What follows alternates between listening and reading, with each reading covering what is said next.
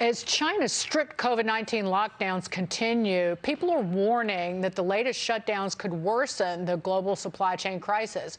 Shanghai, home to the world's largest port, has been hit hard by these lockdowns, while here at home, Americans are feeling the pain of 40-year high inflation.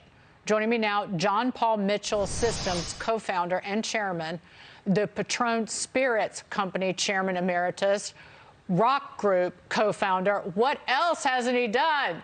John Paul DeJoria. JP, always a pleasure to see you.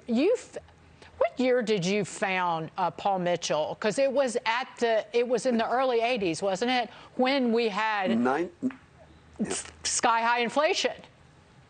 That's right. 1980s when we started, inflation was almost 12%, unemployment 10.5%. Interest rates, if you could even get a loan, prime rate was 17%. And we waited in line for gasoline. Yeah, things were a little worse than they are now.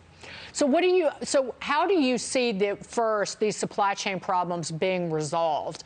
And are just in all of the businesses that you're involved in, how are people coping? By the way, they are all affected, and at Paul Mitchell even more so, because all of our raw materials are not tested on animals, which makes it even more difficult for us.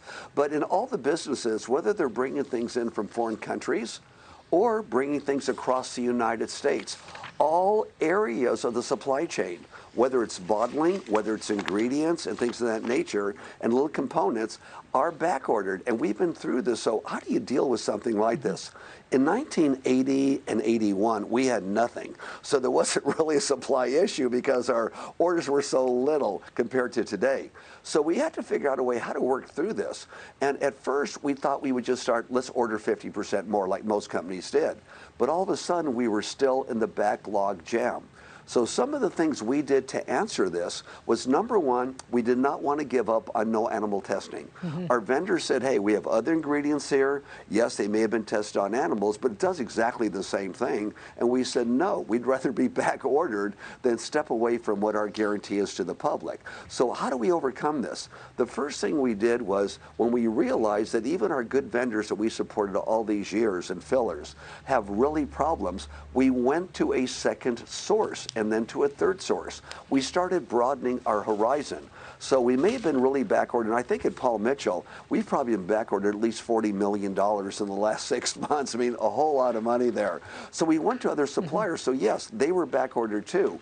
But if we could only get 40% of order from one person and all of a sudden another 40% from another person, it takes care of the largest portion of back orders. Now, not all of them, but our way was to be able to do that.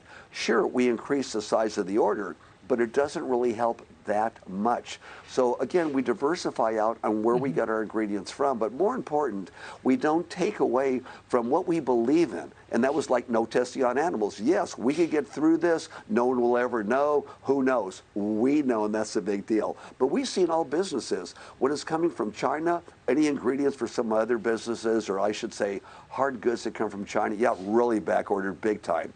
It's almost like refilling orders that were given to us 3 months before. So on, like for Rocket, for example, we're constantly being in the back order business because we're filling what we get today, what was ordered 3-4 months ago. At Paul Mitchell, we're tightening up a little bit, but still in a back order situation. But by going through these other vendors, it helps out.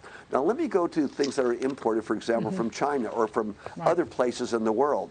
We're looking now at sourcing in the United States of America. Now, a lot of our vendors are not equipped to do that. So we're helping them do that in any way we can. So yes, we may pay a little bit more, but we have the product and we create more jobs for Americans. Before we go really quickly, JP, your Peace, Love, and Happiness Foundation is making some major charitable donations.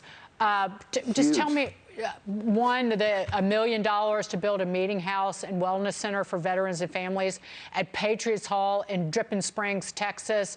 $5 million to Mobile Loaves and Fishes in Austin. Just incredible work here. We have, Dagan, the answer to homelessness that we've been working with, we the people here in my home of Austin, Texas. Mobile Loaves and Fishes is a community where we've already built 500 homes for homeless people, individual homes. And now we're going to build another 1,500. There'll be 2,000 within a few years done, occupied. In our facility, we have organic gardens. Right. We have wood shop, metal shop, auto shop, all the little things you could ever imagine.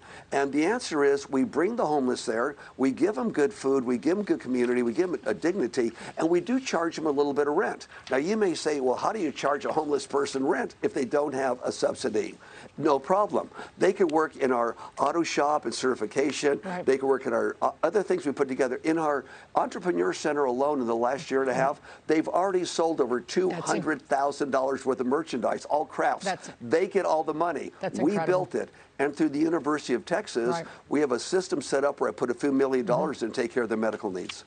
JP, thank you for being here. John Paul DeJoria, always an inspiration. Love you guys. Love you back.